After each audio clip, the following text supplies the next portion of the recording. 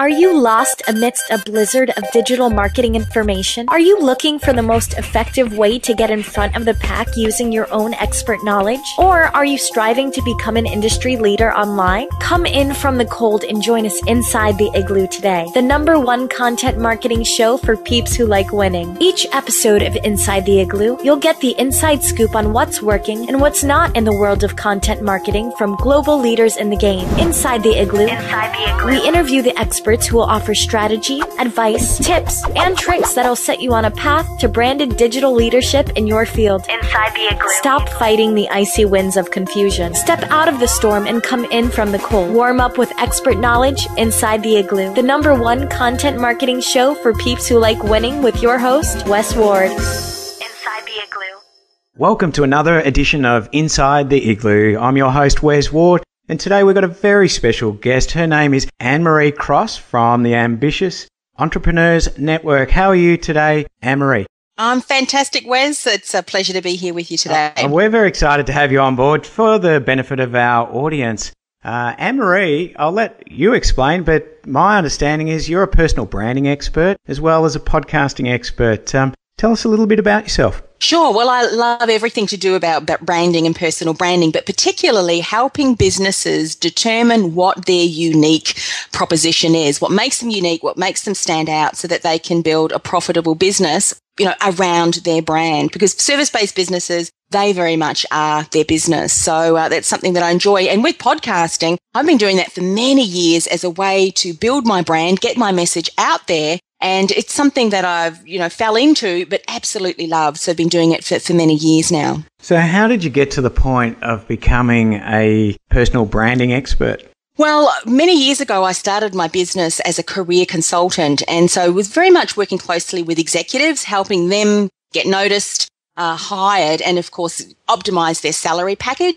And from there, some of the clients transitioned out of being employed into self-employment. And they said, we've got so much success working with you. We'd love to continue as our, running our own businesses. And then it sort of progressed into the business coaching and personal branding for entrepreneurs. But it's something I've been very passionate about because so many people devalue their skills, their talents, and their gifts. And through doing that, they, impact negatively on the income that they can generate. So when people really understand what's unique about them, their core message, their core brand, that can make an incredible difference in themselves, but in their businesses as well. And so that's something that I'm really passionate about, is helping people recognize that spark, what is it that and I call it your inner brilliance. I help people identify that, and incredible things happen once they know that and exude that within everything they do in their business. That's really exciting because on a previous episode of Inside the Igloo, we were talking about content marketing and how it's so important it is to plan. And a lot of that comes down to what's the business about. But what you're really talking about is a one man or one woman business. They are the equity, they are the goodwill, they are the brand out there in the marketplace. And so really defining the USP or the unique selling point, inner brilliance that you're talking, very, very important before they launch off on a journey of podcasting or doing whatever they do as a way of marketing themselves. Absolutely. In fact, I think it's critical because people who don't recognize that, they try and do lots of different things. They'll look at someone else who's, working in the similar industry and think, well, that's working really well for them. I'm going to try and emulate that or bring that into my own business. But it feels fake, and being fake and being someone that you're not and trying to be, everything to all people is just not a very good, success model to build your business on. But once you recognize what makes you unique, your core message, everything just falls, together in place. But what happens is when you're out there in the marketplace, whether you're podcasting, whether you're speaking in front of an audience, that brand, that inner brilliance will just shine through, and people will often say, I don't know what it is about that person, but boy, do I want to work with them. And that's really what it's all about. And just adding to that further, I'd be expecting that, you have clients and people are different. And not only is what's their inner brilliance, but also what channels or mediums, if they're going to go marketing themselves, they probably have preferences. Like some people may love writing, some people may like being in front of a video camera. Others might be interested in public speaking. Others might be terrified by that. And so I suppose as part of that brand building exercise and restructuring framework, you'd be looking at channels that would be more preferable that really fit with an ideal client? Absolutely. And I call that your brand communications wheel. And so you can look at that and say, how am I going to get the message out there? Sometimes while people might have a preference, it is good to know that your target audience, you also have to be mindful about how they like to absorb information. I know one colleague of mine hates writing and really will stare at a blank page for hours on end. But he realized that it is important for him to get the message out. So he looks at his brand communications wheel and says, look, I love audio, but to be able to leverage that into a written, medium, let's get it transcribed. So whilst you might have a preference and continue to do that preference, there are ways of tapping into other brand communication methods that may not necessarily be the thing that you really love, but be able to connect with your audience. Because that's what it's all about, isn't it? You might have a fantastic message and something that's so important and needs to get into the hands of your ideal client. But if they're not people that listen to podcasts, if they prefer reading a written article and you're just doing podcasts, well, your message is not going to be read. So you need to be mindful of that as well as you plan your brand communications wheel. We were actually talking about that in episode 5 with Nate Riggs, and planning being really, really critical, but also building a team. Mm-hmm. And I think, you've really hit it between the eyes. Everyone consumes media differently. Some people prefer the written word, some like video, some like listening. And also not only their preferences, but also their lifestyle. Mm-hmm. You look at more in-depth podcasts are great if you like commuting to work.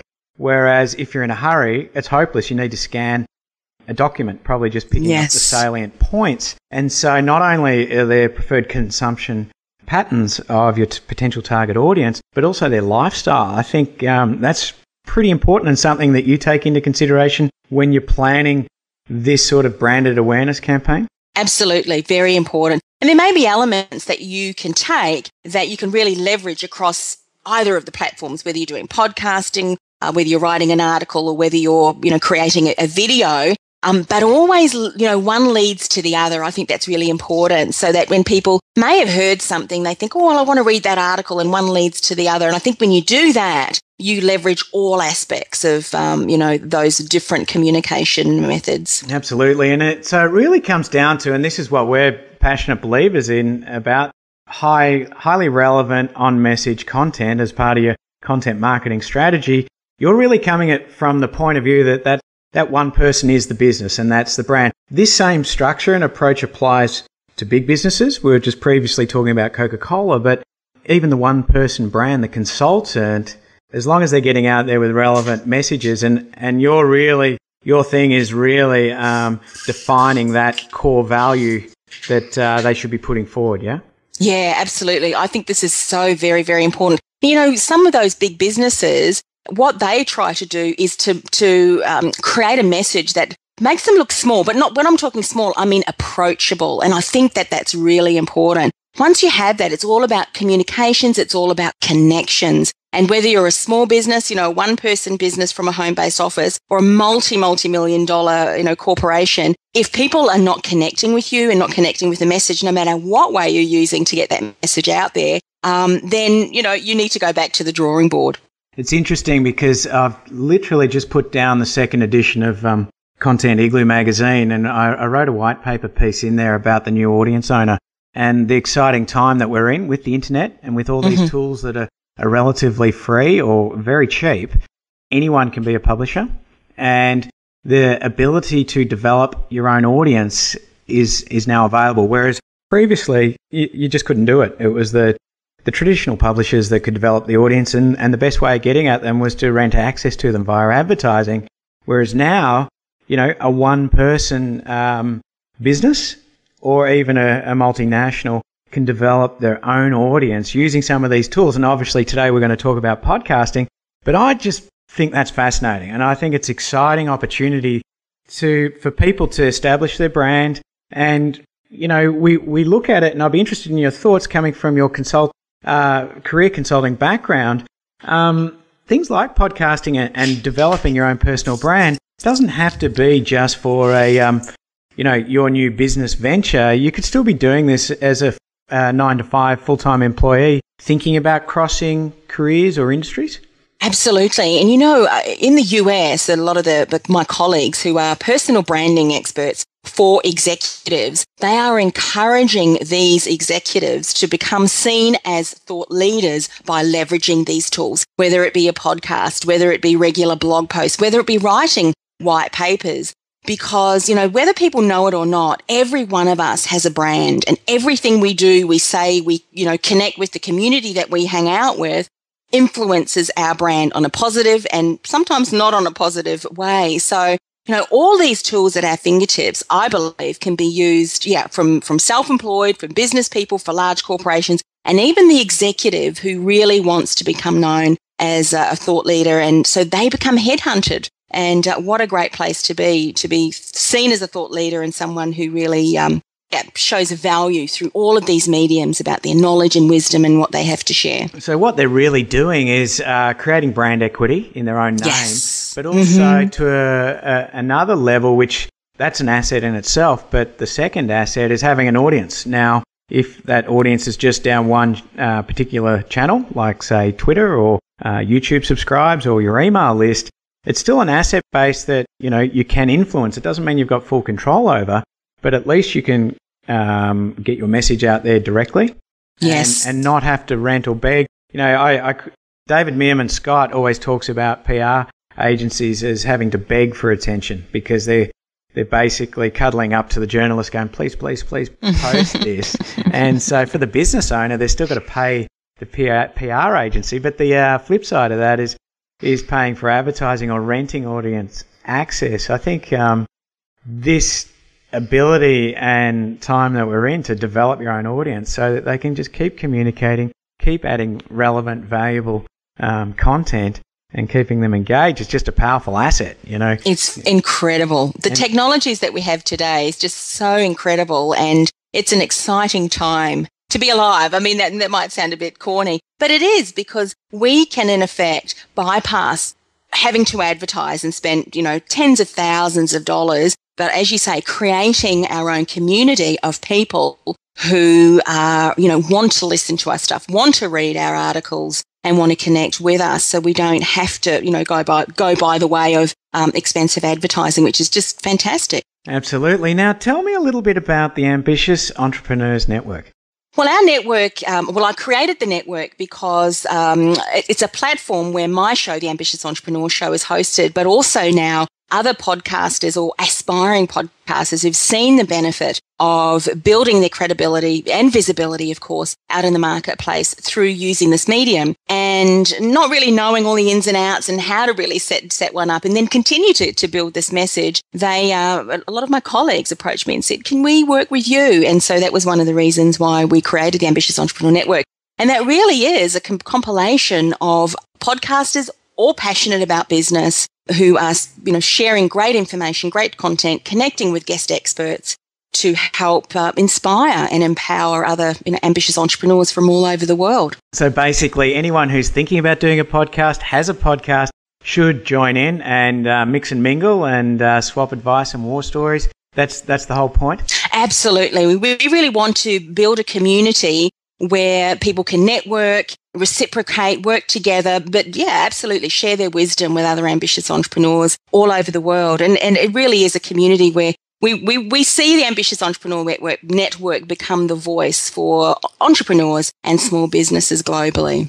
Okay, well, that's very, very interesting. Well, the real topic of today's show, we're very mindful of our audience that are small, medium-sized businesses and obviously solopreneurs, who are the type of people that you're dealing with. They would have heard or may have heard about podcasting. Just to give some context, what I'm really, really interested to know, and I'm sure they're very, very keen to find out, and we'll get there throughout the course of this interview, is how it's working, the mechanics. Why should we be doing it? Why, as a business owner, I've got a limited amount of resources. I can either choose to use it in advertising, I can choose to do it here, I can choose to do it there. Obviously, we've covered the idea that being a new audience owner or developing your own tribe or following is just a strategic asset for any business. But podcasting over any other channel, how did you fall into it, and how did you decide that podcasting medium was for you as opposed to other particular medium? Sure. Well, I love podcasting. As I said, I've been doing that for many years, but I'm also a writer, so I like both. And how I fell into it was many years ago in the career consulting business when we had the global financial crisis. And what we found was that traditional media were portraying negative messages left, right and centre, on TV, on radio, on print. And it was just so depressing. And, all of these people out of work, there's nothing worse than going to an interview feeling so despondent and knowing that, the world is in crisis and it's not really going to help them. So a colleague and I, Keith Keller, we said, what, we need to change this. We need to get a positive message out there. And that's when we created Career Success Radio. And we did that for a couple of years. But what I found with that medium, when we started to, launch our shows on a weekly basis, there was a community that we started to build of regular people that came back to listen, that interacted with us. But also people that continue to listen to the show ongoing, because quite often what would happen was we'd be emailed by someone who had listened to a show that we did, number of weeks and if not months, and later on years down the track. And it was really incredible to me that these people were continuing to find that message. So anyway, 2 years we did that. We were 120 countries and, hundreds and hundreds of shows. But I decided that I wanted to take that into the business, my business coaching arm, and continue to create a podcast in that sense. And similarly with that, I found that there was a community of people who continued to follow me and listen to the content. Because unlike traditional media, people have to want to listen to the podcast. If they don't want to listen to the podcast, they'll just switch it off. They won't even subscribe or won't even listen to it.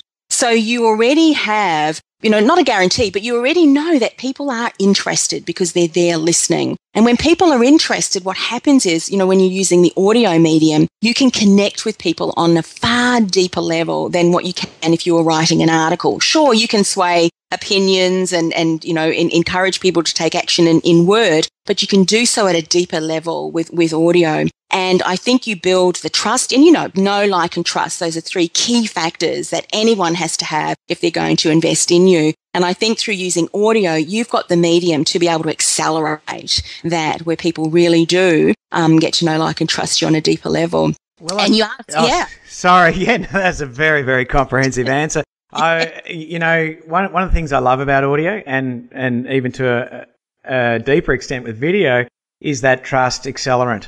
Basically, what you've touched on just now is that there's more human cues that can be picked up out of an audio, and even more so out of a video than the written word. You can get tonality, you can get excitement, you can get joy, sadness, empathy, all these different emotions. And I think that really helps in the storytelling that you're doing, whether it's an exciting, inspirational piece or a fearful, worrisome piece or whatever. Those emotions are going to get carried through, which is what I'd call a trust accelerant, or a leveraged item, which can go in your favour, but also the other way. Have you had any experiences where it's sort of gone the other way? Well, when you say go the other way, you mean sort of negatively? Yeah, in terms of, we always talk about, people just embracing and going, okay, we've got video, we've got audio, and I'm really feeling it. Like social media is a leveraged platform for good and for not so good. Have you seen where people have put something forward and then ultimately that show just hasn't really turned out because the energy feels low, or, it just couldn't be as good as it was because this extra emotion that was brought to the medium versus an article really showed it up, and maybe just shows that some people, you can have an off day, or just some people aren't really cut out for it or shouldn't be doing it because it could harm their brand. Yeah. Oh, look, there are a couple of war stories that I can share, but with podcasting, one of the beautiful things in comparison to, say, live radio, you've got this fantastic button called the delete button. And if you don't want something to go live, you delete it. And I do recall asking someone a question, one of my guests, and this guest just went off on tangent. And I'm sitting there thinking, you are kidding me, really? And I edited that out more so because I believe if I had have included that in the audio, it really would have impacted quite negatively on her brand herself. So, but that's the benefit of podcasting, because you do have the ability to cut things out. But also on the same token, there is a level of spontaneity where someone might say something that's quite funny and you incorporate that laughter. People can pick that up. There's that energy on that.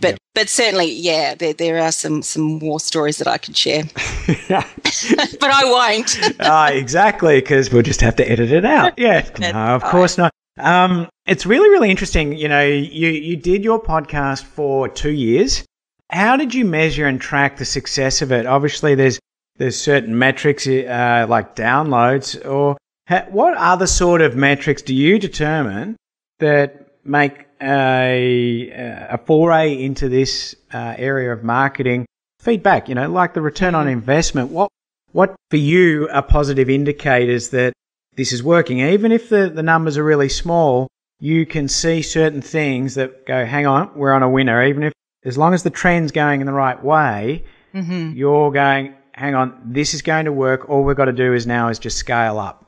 What do you look for? Look, I think years ago when I look back, and I have to be honest, there was a time where I was doing that and my husband and I sort of sat and he said, "You're still doing that show?" And I said, "Yeah, I'll going to rethink and perhaps maybe not do as many shows," because this is something that I was very passionate about. I loved it because not only am I sharing information, for me it is a connection tool because I get to speak to other people all over the world and they're sharing their wisdom. And, to me that is, was incredible. It was incredibly valuable to me personally. But I remember the day that I thought, well, maybe I need to revisit this because to me, to answer the question, the measurement was more for me that here is a way that I was spreading my message. I was using audios, not just in podcasting, but also as part of the program. Some of the things that I was sharing, I would leverage and build into programs that I was, sharing with my clients and also prospective clients. But I would also receive comments from people who were enjoying the shows. And so for me, that was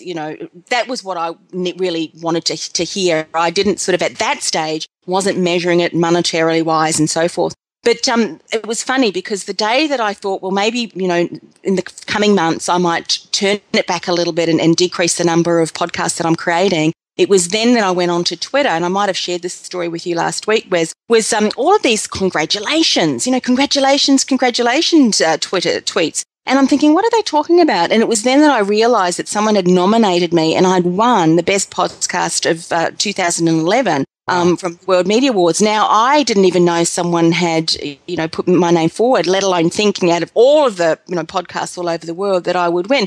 So for me, that was a real eye-opener and to me, a message to say, you know what, you've tapped into something that you just love to do, continue to do that. And I have. And, I'm so glad I did because this is some of the things that I've experienced, and these are benefits, and this will answer your question directly. It's definitely the credibility. Credibility and visibility are two very important things, and I'm sure you'd agree, Wes. For anyone to really get out there and be seen as a specialist, you need to continue to build credibility and get your message out there. There's no point having a fantastic business, product or services, and no one knows about you. So podcasting can, support you in boosting your visibility. But through that, I have had opportunities to work with amazing people all over the world, joint ventures. In fact, one that I've just created and we've signed on the dotted line has the potential to be, a multi-seven-figure business down the years.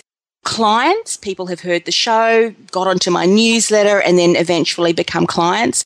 Speaking engagement, it's incredible because people can hear you speak. And so whether they invite you to a tally summit, which is just the audio, or even, face to face, people can get a sense of who you are, your personality, and how you're going to show up and bring that message forward. Beautiful, medium podcasting to do that. And then recently I've just, been asked to write a book forward for one of my colleagues, but she is also now part of the Ambitious Entrepreneur podcast. She was initially a sponsor of my show, but she got so much successful feedback and, in her own business that she now recognizes that podcasting is one of the main ways that she now wants to continue to build her brand. But she's asked me to write a forward in her book. Now, to me, that is a huge honor. I mean, she's a, published author. She's got a number of different books. She's in the US. So incredible to think that here's going to be my, content or a piece about her written. To me, that's just a thrill. And just lastly, one of the things that the Ambitious Entrepreneur Show, my show, has just secured is a regular spot on ZFM Stereo, which is a local radio show over in Zimbabwe, inspiring aspiring entrepreneurs, which is a hugely growing market over there. So those are just a couple of things. I could go on, but if that's not, benefits enough, I don't know what would be to convince. Well, what's really showing for me is that, and I'm a strong believer in it, and this is why, Content Igloo is what it is. The medium is so exciting because it really positions leadership. And, a lot of people can go, well, what's the point? Whatever. I go, well, hang on. Every market needs a leader. And if you're serious about, earning a living from what you do, you've got to lead. If you can't expect, it doesn't matter the size of the market, whether it's your local town or a country or whatever, it's incumbent on you to lead. And if you're not in the business of leadership, well, you shouldn't be in business, I think. I think that, there's plenty of 9-to-5 work there, but this medium is fantastic for thought leadership, positioning yourself out there, and then all those qualitative benefits will come through. When you were talking about Twitter, an idea came to me.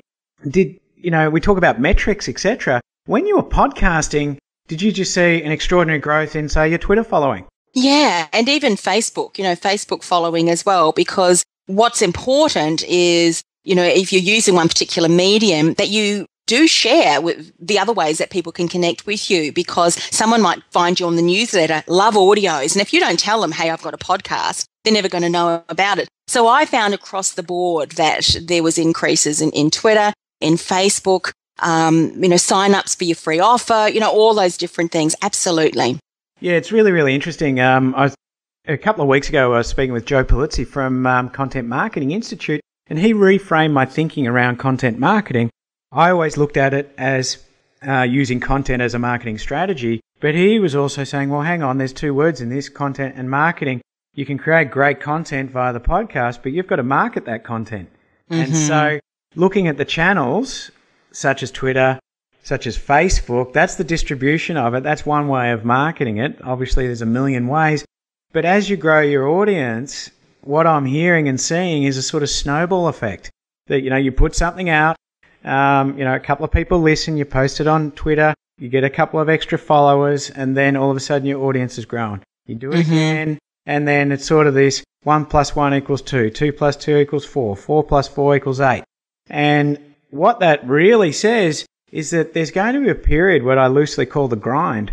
It could be 4 months where you feel like you're just talking out to space and not hearing anything, but all of a sudden, as this exponential J curve sort of goes, consistency is going to be the key here, because if you give up in, say, month 3, just as things are, crawling along or they feel like it, it could be just around the corner that things are really about to fly. And I think it's also too how you leverage it, because, one of the things when I first started my podcast, and I didn't have that many listeners or that many shows, it's how you talk about it, and if you start to meet with people and say, on that podcast, or you invite them on your podcast, that is when you start to create buzz. So I think it's really, very important. But look at what is the purpose of my podcast. You might not want to be some international famous celebrity and that has millions and millions of listeners. You might have your podcast as being an incredible way that you get your message out there, that gets people to, on your free offer, onto your newsletter database. And from there, you continue to nurture the relationship. But at the same time, you're still connecting with them through the podcast, but also reaching out, to other people as well. And if you look at it that way, I think then, it can be used as an incredible way to get your message and connection with others. And the interesting thing is too, we've just been looking at podcasting from basically new client acquisition and market positioning perspective. Mm-hmm. I was using podcasting this morning. I literally had it set up. I was listening to a podcast from a tech supplier that I use, the Magcasting platform for my magazines. Mm-hmm. Now, they publish a weekly podcast just to inform their clients what's happening, what's, on the roadmap, what things to look out for. This is what Apple iTunes, administrative backend's doing right now. They're gearing up for the holidays. They'll be out of action. So get your magazines ready by this date. Otherwise, they won't get reviewed, which means you won't get published. And it's just another way that it doesn't necessarily have to be about, more awareness. It could be about building a deeper engagement or a deeper trust level with your existing community. I think that's an interesting aspect as well. Yes. And, if you're sharing some valuable content, you can then leverage that content and develop it into programs. In fact, one of the person I spoke to earlier, Meredith Elliott Powell, she's got the new show, The Secrets to Success podcast on the Ambitious Entrepreneur Network. She has used all of the recordings that we have done previously when she was on the shows, and now has a series of emails that she sends to people where they can download and access those podcasts. And she's using that as a bit, list building tool to, get people's attention to now her new book. So there are multiple ways that you can then leverage that podcast, as you said, to deepen the experience of your existing clients, to attract new clients. It's just really, it is limitless. It's to your imagination. How are you going to leverage it in your business and then see it through? It's certainly one thing we do here where, we literally have this interview. It goes and gets cleaned up. It gets transcribed, gets turned into a video. Those transcription turns into a blog post article and then probably a deeper article. But also I'll just re-review the individual interviews and any key insights. I write my own personalized specialist article for the magazine called Interview Insights. Those really deep level concepts that come out, and there's normally at least 4 to 6 in every interview we do because they're between 30 and 40 minutes. Yes. And when you're talking with leaders in their field, there's always going to be gems because, they're so immersed, like yourself, you're so immersed in what you do. To the average person, what's just rolling off the tongue because it's so embedded is real gold. And it's just another way that, we take the approach of multi-purposing our content and creating a better experience because not only, and it's an interesting point, I'm not sure whether you follow Business Spectator over here in Melbourne with Alan Kohler. Really, really interesting that he sold his business for something like $28 million to News Corp. And really all they were doing is financial commentary. They didn't break one story. But all they did every 10 o'clock every day is break their opinion of the news. Wow. Every day. That's incredible. And when they sold Business Spectator, I think it's called, .com.au. Hi, Alan, if you're listening. And he took a lot of pride, and I read about it. He said, we've never broken a story. But where the value add was their analysis and opinion of the stories. And that's what people paid for. And it was a list of only 15,000 members, I might add. Extraordinary. So if we start looking at metrics around these types of memberships, whether they're podcasts, videos, or articles, there's a compelling publishing business model. Yeah.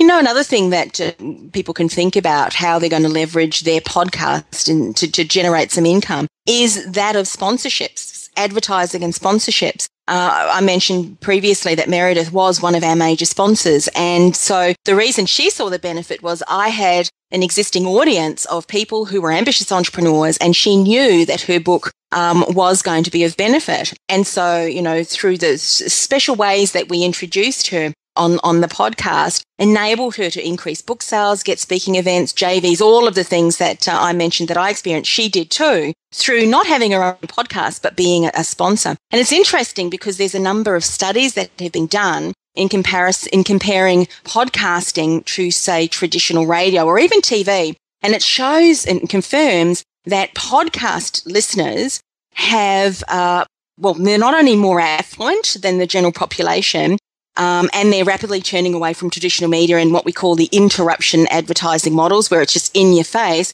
But they are 70% more receptive to sponsorship messages and podcasts. They're almost as like creating this halo effect, what they talk about. And people really get to know, like, and trust the host. And so when the host brings aboard, some sponsors, podcast listeners are more likely then to listen and to take action on that in comparison to, say, traditional. Well, it's interesting that, we if we're putting forward the case that podcasting is thought leadership, well, those people that are engaged in it are looking for thought. They're interested in thought leadership themselves. They're not if you look at psychographically, they're probably not really interested in the bubblegum sort of short interruption style. That's got its place, and there'd be different times in their lifestyle where they would consume sort of that type of medium. But when they're looking for something deeper, obviously podcast is the channel, and it can be reached in a more convenient manner.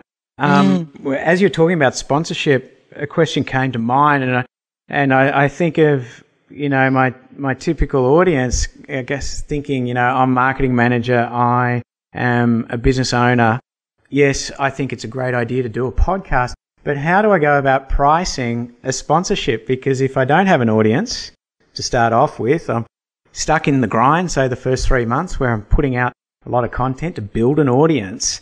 It's sort of like a chicken and egg, just about. You could go and request sponsorship on the promise that you go and advertise, use that money to advertise to boost up your audience in the initial program. How do you go about pricing a sponsorship model? Well, for me, and I can obviously only talk about the model that I followed. I already had an existing audience from something that I'd built into, so I wasn't starting from scratch. How big was that audience? About 37,000 people all up. On an email list? Not just email, on social media as well, because as you said earlier, the marketing aspect of it's really important. So once that show is released, then, I had the social network and the social media strategy behind that continued to get that message out there. So I guess really, even if you start off with a smaller sponsorship, you do not need to generate thousands and thousands of dollars. I know some people that are even, as much as say maybe $20 per show or something like that. That all is going to continue to contribute. And as you build your audience, you can increase that. But I do have to stress to be mindful that do not base your entire podcast on an advertising model, because you will lose your audience very quickly. I have to smile when you hear, the traditional radio that are now podcasting their shows, but they're leaving the adverts in there. No one is going to listen to that, like 6 minutes of advertising or goodness knows whatever. There is a strategy behind that, the sponsorships. And how to integrate that. And that's one of the things that we teach in our Podcasting for Profit programs. It's interesting. During the week, I read an article from either Brian Clark or Brian Solis, I can't recall, and he was talking about the concept of minimum viable audience. And I really, really like this idea because it came from the book The Lean Startup, which was always talking about minimal viable product. Okay. And he took that a step further and said, what's the minimum viable audience? How quickly could you build a core base, a core tribe that proves that your concept's going to work, etc.? I think this is a really good scenario where what is the minimum viable audience to get a sponsor? It may not necessarily be enough sponsorship to support your lifestyle, but in terms of our audience for Content Igloo, these are people who've already got an existing business. Yeah. So the content marketing is there to market the business, to position that thought leadership. So it's probably not so much about, how much money revenue we can generate from our content in terms of sponsorship, but I think as a way of justifying that strategic approach to your business, to defray some of the cost, maybe even to help out with, someone working part-time on it in their business, so that they can get it out. Even if they broke even on their content marketing efforts, they're, positioning their intellectual property in the marketplace, their thought leadership is so strong that there's believers and non-believers, and then there's people who just don't even know right now. And I think that's really, really important to say, what if there's an existing audience like you had? Well, that's great. A lot of people would say, oh, well, I don't have an audience, so, this is not going to work. But remember, though, that it's not just the audience who's listening to the podcast. If someone is starting, such as if we look at, Content Igloo, you've got your existing client base who I'm sure you are reaching out to and say, hey, here's our latest podcast. So you're immediately connecting with them. You're also looking at your existing social media network, but not only existing, I'm talking future. Because unlike traditional radio advertising, and I don't mean to be picking, but I need to give it a comparison, podcasting has a 24/7, 365-day opportunity for your sponsorship message to reach out to other people. And so, it's an everlasting opportunity for you to get your message out there. So there's a lot more benefits in that than if the traditional advertising. Well, the thing is, and I'll refer to Joe Pulizzi again just to give him credit, is that he talks about the concept of a content annuity, and that, you create great content and it stays on the web. And so you get this cumulative effect that people may come across this podcast 4 years from now. Mm-hmm. And, so as you're continuously putting more assets out, just imagine that every single podcast that you put out got 3 clicks a day. You know what's going to happen in 10 years? It's going to be a mountain. Okay? That's correct. It looks a bit ugly in the early days, but, if you're relevant and helpful, there's always going to be a consumption. But he was talking about the concept of an annuity, which means it just keeps delivering and delivering and delivering. And that's what I love about the online environment, and the whole point of content marketing is that you've got scale. Anyone can engage with it. You build it once, it's good for life. But also on top of that, you can leverage it into other media formats and then put it down other media channels.